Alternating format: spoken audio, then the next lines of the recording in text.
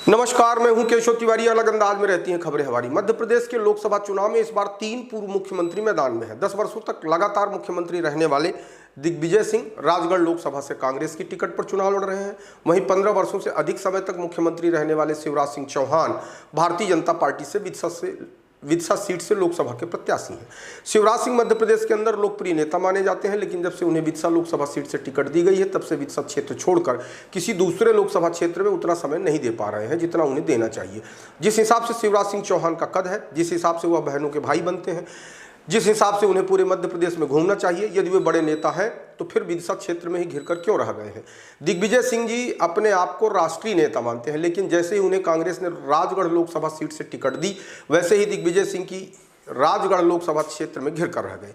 पूरे देश के अंदर छिंदवाड़ा मॉडल की चर्चा होती है। छिंदवाड़ा से कमलनाथ विधायक और उनके बेटे नकुलनाथ दोबारा लोकसभा का चुनाव लड़ रहे हैं।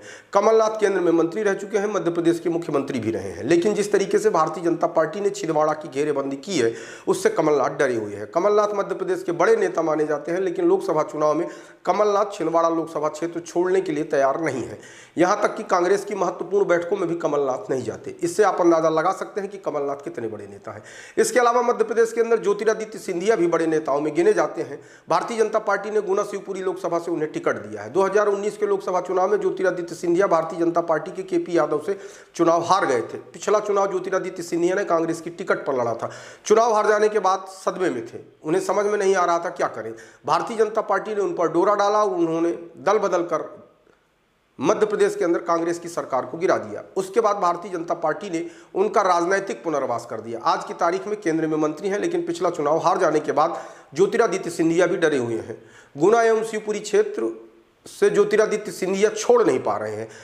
कहने के लिए चारों नेता बड़े हैं, लेकिन जिस तरीके से अपने ही चुनाव क्षेत्र में यह नेता घिरे हुए हैं, उससे इस बात का अंदाजा लगाया जा सकता है कि यह नेता सिर्फ नाम के बड़े हैं। यदि वाकई में इन नेताओं ने जमीनी स्तर पर आम जनता से संपर्क और संबंध स्थापित किए होते, तो निश्चित तौर पर वहां की जनता यह कह देती कि आपको चुनाव प्रचार करने की क्या जरूरत है, आप तो पूरे देश में प्रदेश में चुनाव प्रचार करिए, हम आपके साथ हैं। लेकिन इस तरीके का विश्वास प्रदेश के चारों बड़े नेताओं के अंदर नहीं है।